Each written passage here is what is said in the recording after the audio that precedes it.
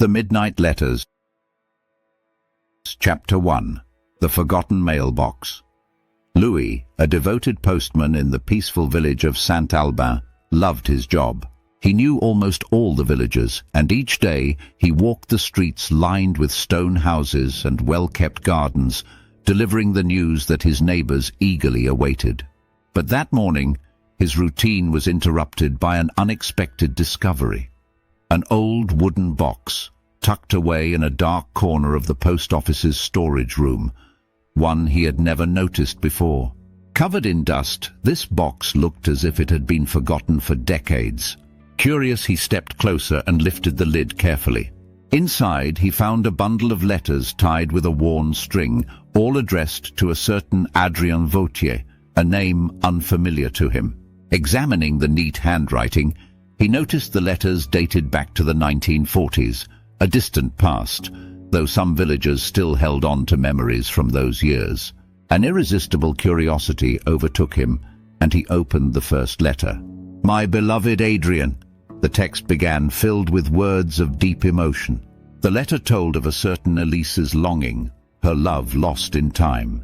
Each line seemed filled with longing and nostalgia. Louis felt a strange connection to this romance from the past. But why had these letters never been delivered? And who were Adrien and Elise? The mystery resonated within him like a call he couldn't ignore. Chapter 2. An Impromptu Investigation. The next day, Louis went to the library to find out more. He combed through the archives, but there were few clues about Adrien or Elise. He did, however, find mentions of a young man named Adrien Vautier, who had returned to the village in 1941 after fighting in Europe. Unfortunately, the documents offered no further details. Determined, Louis decided to speak to the village elders, hoping someone might remember this mysterious story. After a few attempts, he met Mathilde, an elderly woman who had lived in the village her entire life. Mathilde vaguely remembered a man named Adrien and a young woman named Elise. According to her, Adrien and Elise had been deeply in love, but tragedy had struck their romance. Hearing Mathilde's recollections moved Louis. He realized this love story was more than just a forgotten correspondence. It was a profound human drama. Chapter 3. The First Letters. Each evening, Louis lost himself in reading the letters. Through Elise's words, he felt an intensity that seemed unusual. She described tender memories, strolls by the river, laughter under the stars, and hidden moments of intimacy. Yet a shadow lingered in each letter, a latent fear that her love might never return. The letters also hinted at obstacles they had to face, invisible barriers that made their relationship difficult. Elise often mentioned secret meetings and a promise they'd made to each other, a vow they swore to keep no matter what. Each word felt loaded with an unfulfilled ache, and Louis found himself increasingly captivated by this woman's fate. Chapter 4.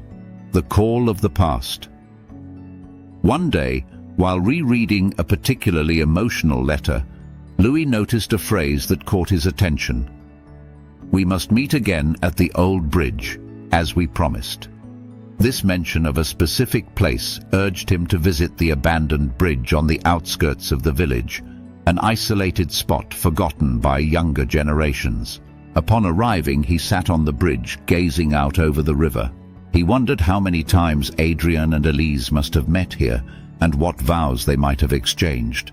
Suddenly, he felt an unusual closeness to them, as if the souls of past lovers were watching over him.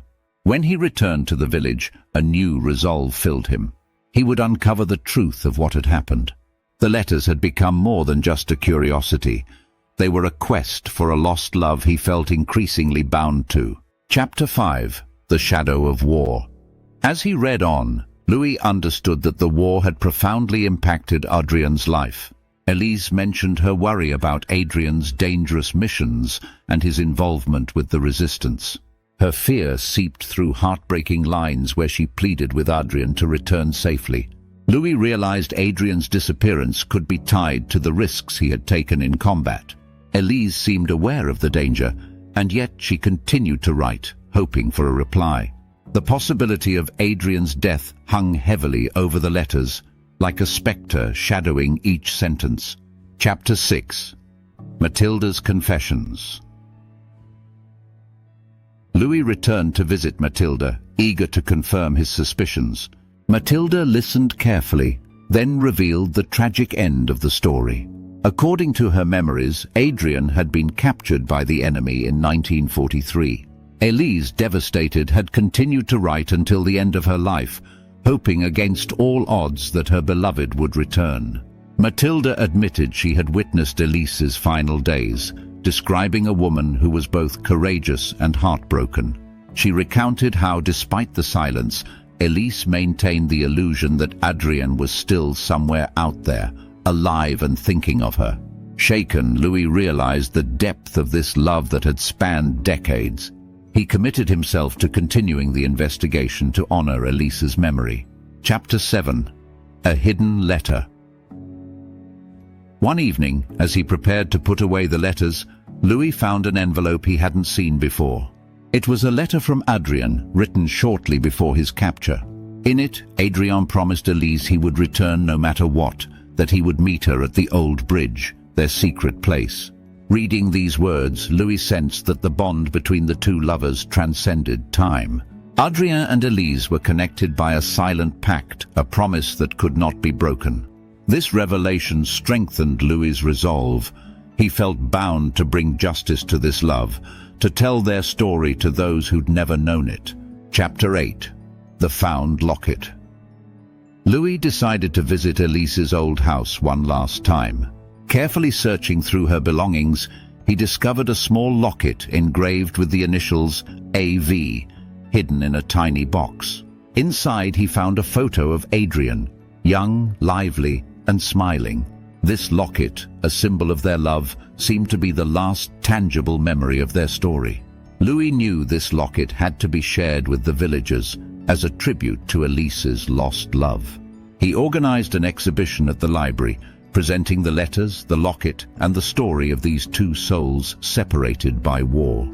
Chapter 9. Adrien and Elise's Legacy. The story of Elise and Adrien spread through the village.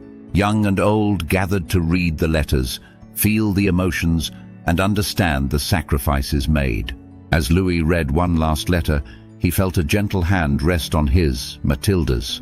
Together they looked over the letters, imagining the lives Adrien and Elise might have had if the war hadn't separated them.